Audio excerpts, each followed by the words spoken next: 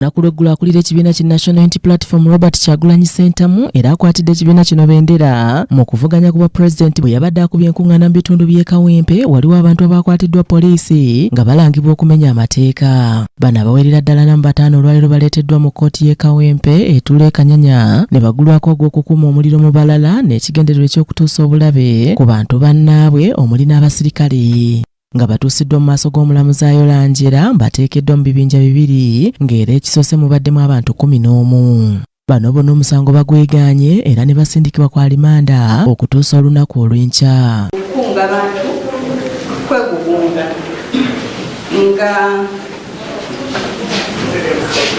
nga 24 omwezi guno gwennyini omwaka guno mu Kamwesi Kanyanya zone mu Kampala district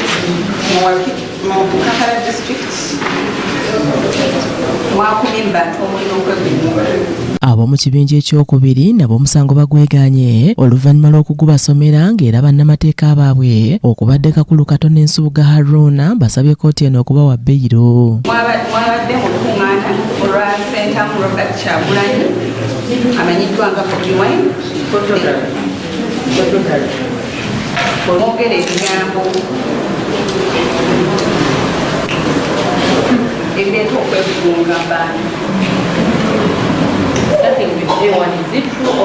Kitandise ne Bulega Dennis kituufu oba nekitali?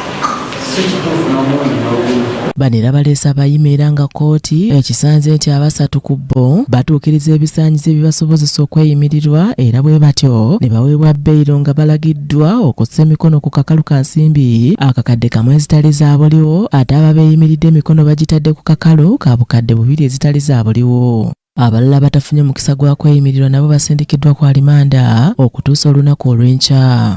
Ekibinja ekirala kibaddeko abantu 25 wabula nga nabo basomeddwa omusango ogw'okukuma omuliro mu bantu wabula nga omuwaabi wa gavumenti talabiseeko. Kino Meeya w'e Kawempe Emmanuel Sserunjojo Ow'Eddembe akivumiridde. Kunoonyereza wabula kutuntuza kitwalira awamu omuntu asobola okwebuuza lwaki abawagizi ba NUP be bakwatibwa buli kiseera be baleetebwa mu makooti okulaba nga waliwo okutuntuza okw'enjawulo okugenderere bagezaako okubonyaabonya abawagizi ba kibiina kya NUP.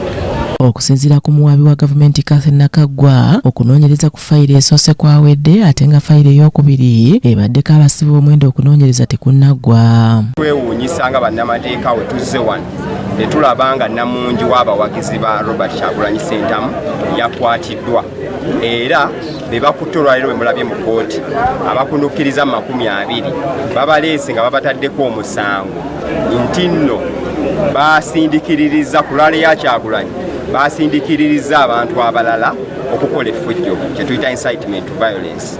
Omusango ogutaliiko bujulizi, omusango gwe tusuubira nti nno gwa byabufuzi. Wabula Godfrey Cheyuna aguddwako omusango ogwokubiri ogw'okwonoona emmotoka ya poliisi. Ono omusango guno agwegaanye era naye bannamateeka be ne bamusabira okweyimirirwa ku kakalu ka kkooti. Omulamuzi Ayola Angela amukkiriza okweyimirirwa ku bukadde 2 nga si zaabuliwo ate abamuyimiridde obukadde 3 ezitali zaabuliwo.